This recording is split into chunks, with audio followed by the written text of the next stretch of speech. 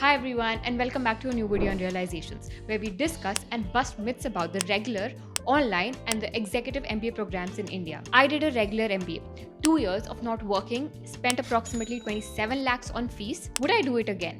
Yes, definitely. But would I recommend it to everyone? No. Because one realization I've had over these years, whenever someone asks me which is the best MBA program, the regular one, the online one, or the executive one, I felt that that's the wrong question to ask.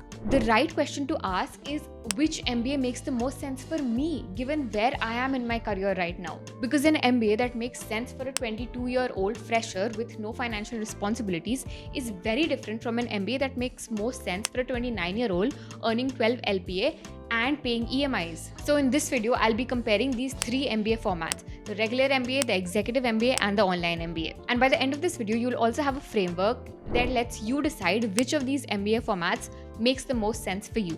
Before we compare anything, let's agree on one thing. There is no universally best format of MBA. Every MBA has its own trade-offs and a different problem that it solves. Throughout this video, we'll evaluate each of these options based on 4 questions. How much does it cost? What is the opportunity cost of pursuing this MBA format? What kind of placement and career outcomes does this format realistically offer? And finally, who is this actually for? Let's start with the option people think about first, the regular MBA. A regular MBA is what most people imagine when they hear of the word MBA. You leave your job, go and spend 2 years or 1 year on a campus, attend classes, and have campus placements. This is the traditional MBA experience. Now let's look at it honestly. The biggest strength of this format isn't just the degree, it's the ecosystem. For 2 years, you are surrounded by incredibly ambitious people. You build relationships, network, you learn from your peers, you learn from professors while living in a classroom and hostel environment. Get access to internships and placements that the college brings on campus. And if you're looking at a complete career reset, this ecosystem becomes very powerful. But there's one myth I want to break here. A lot of people believe that a regular MBA guarantees a placement. No, that's not the case. Placements are not guaranteed, and the lower the tier of the B school, the lower your chances of getting a decent or any placement are. So don't assume that every regular MBA provides good placement opportunities. And if you're looking at a complete career reset, this ecosystem becomes very powerful. So don't just assume that every regular MBA program provides good placement opportunities.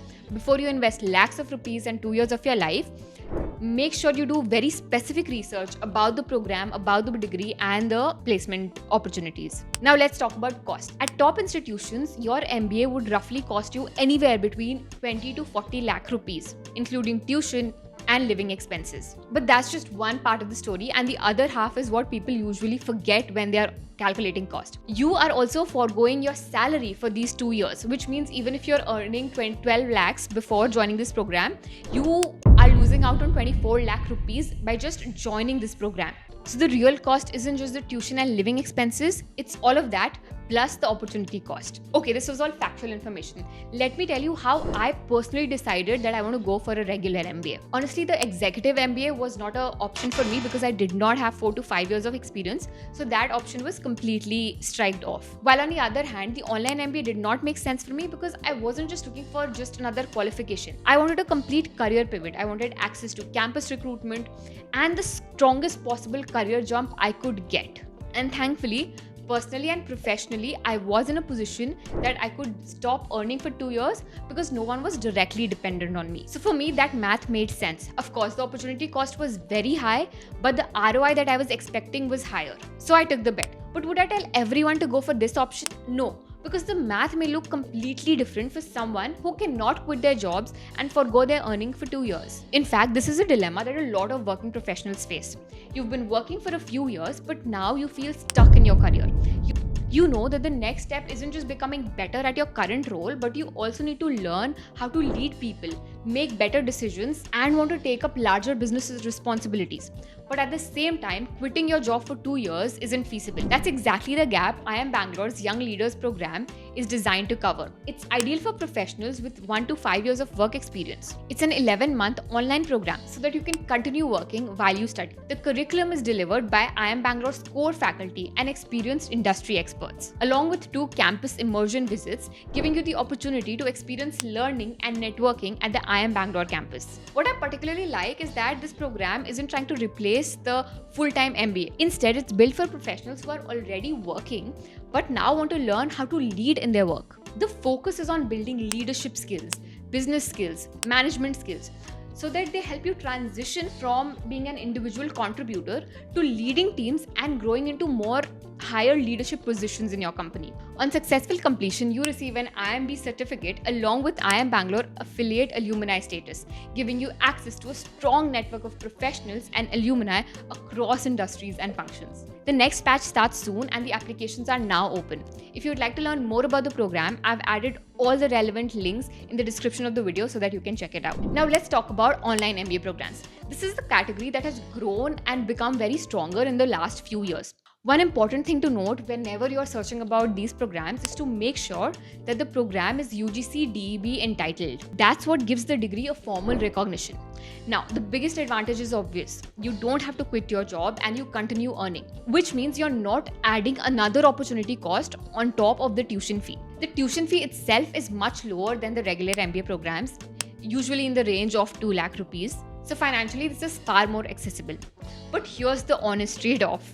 Networking doesn't happen automatically in these programs. You have to create it. You have to put extra effort. Plus, placement support varies massively from university to university.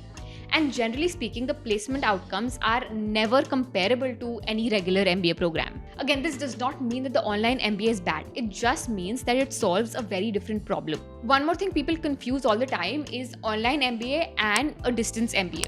These are not the same. A distance MBA is usually more self-paced and with very limited interaction, whereas an online MBA tends to have more structured classes, faculty sessions, and much more engagement and maybe a fixed timeline in most cases. If you're already working and you don't want to leave your job and you're comfortable taking that ownership of making your own career pivots, networking, and working on career growth, then an online MBA could make sense for you. Now, let's move to executive MBA programs. This is the one that I feel is most misunderstood among folks. An executive MBA isn't just a regular MBA for older people. The assumption is that you've already spent several years in the industry. So you bring in real workplace experience into the classroom. So instead of just learning management from scratch, you discuss leadership challenges, strategy, problems that you're really facing in your company or you're in your industry, organizational decisions, based on experiences that you've actually lived and seen. Executive MBA usually makes most sense once you've built a minimum number of work experience. In India, usually that ranges from 4 to 5 years. That's the minimum number of experience you need to have. Now, within the executive MBA also, you will find two formats. One is the full-time executive MBA, which requires you to take a career break, approximately 1 year.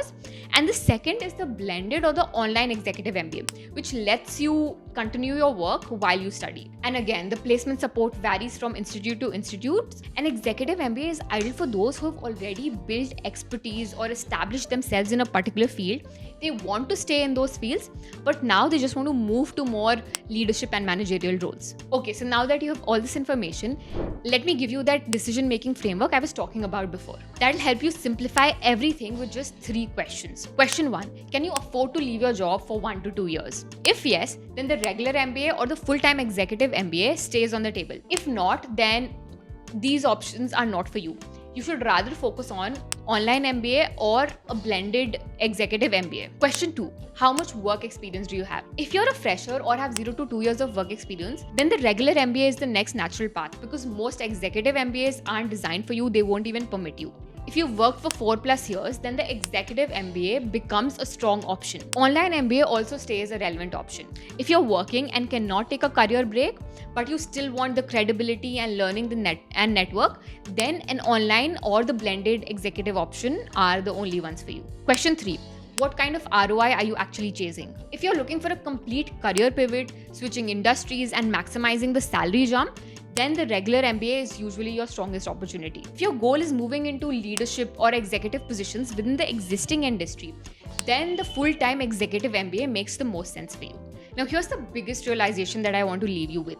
Don't choose any MBA program because someone on YouTube or someone randomly in your office was suggesting you something, including me. Choose it based on your numbers, your finances, your work experience, your career goals. And before paying a single rupee, read the placement report in detail of every program that you're interested in. Don't just go on the brand, because even among all IIMs, the outcomes could be significantly different. And also different based on the programs that you're choosing in that particular institute. Remember that no MBA program will magically change your career. At max, it will open a few doors for you that did not already exist. So before you decide, make sure to answer, where am I today? Where do I want to be a few years from now? And which MBA program realistically gets me there without putting me into undue financial pressure? If this video helped you get any clarity about these options, then make sure that you like, share, subscribe. If you still have any more questions, put them in the comments. I read through every single one of them and try my best to answer most of them. Also, if you have any lived experience regarding these programs, you can put them in the comments for the others to read and get to know about these programs. All the very best, and I'll see you in the next one. Bye bye.